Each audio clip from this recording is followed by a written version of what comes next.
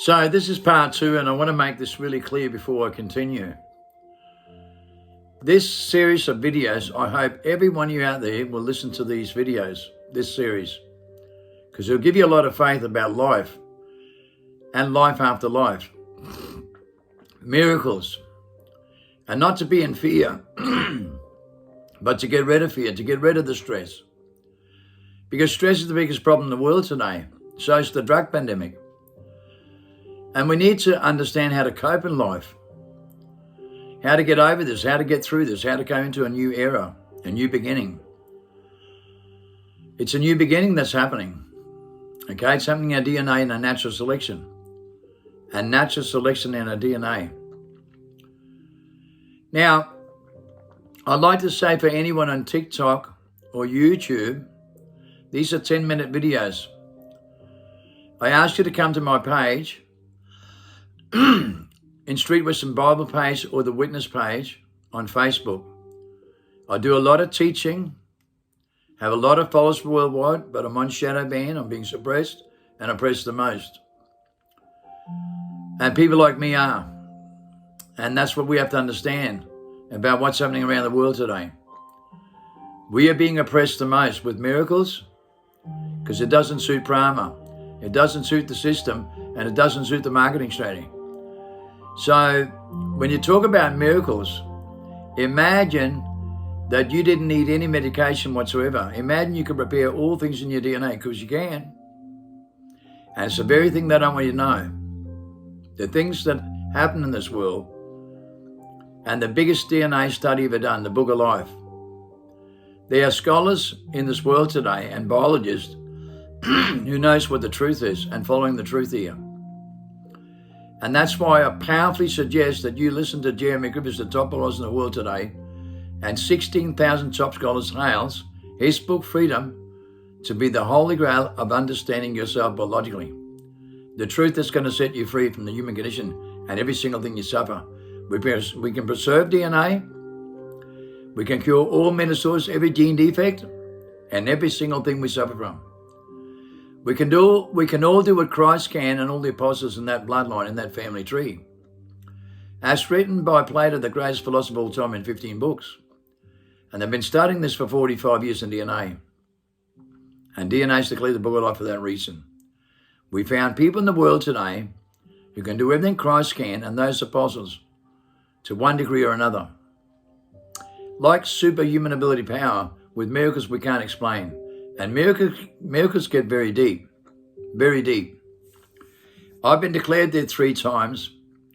And when you've been declared dead 3 times, you've got a lot more experience than someone who hasn't been. Okay? That's the first thing we have to understand. So I'm going to tell you about very powerful miracles. Okay, in my life, in hospitals, and people's experiences that are real. Okay? Especially with confirmation with DNA and studies done. Now, here's a miracle for you, okay? In 1989, on the 22nd of December, the Kempsey bus accident in Australia that stopped the country. 2 buses head-on collision and 36 people died and 50 people critically injured. It was the most horrific road accident in Australian history. It stopped the country.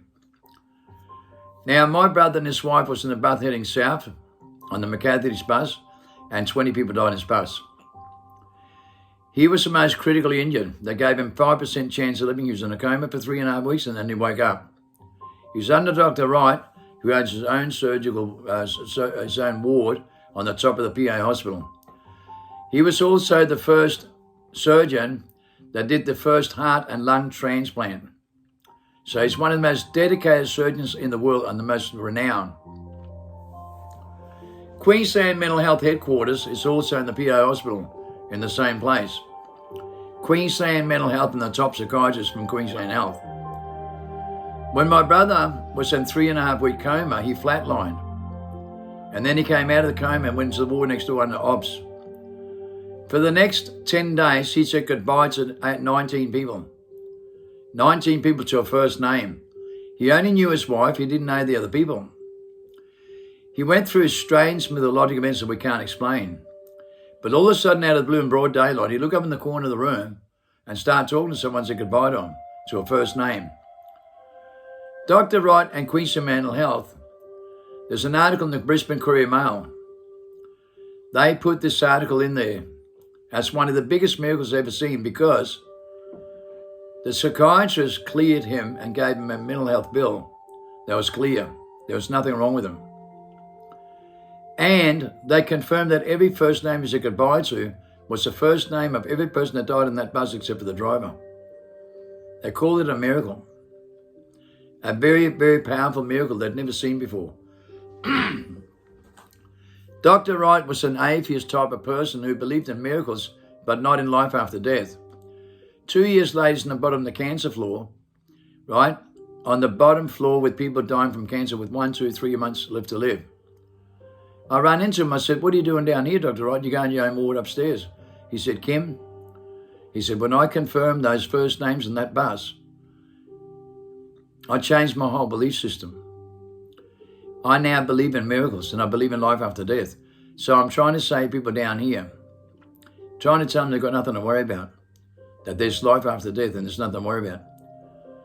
Now, what's astonishing is my sister-in-law who died, Kathy, she was the last one that came to say goodbye to my brother.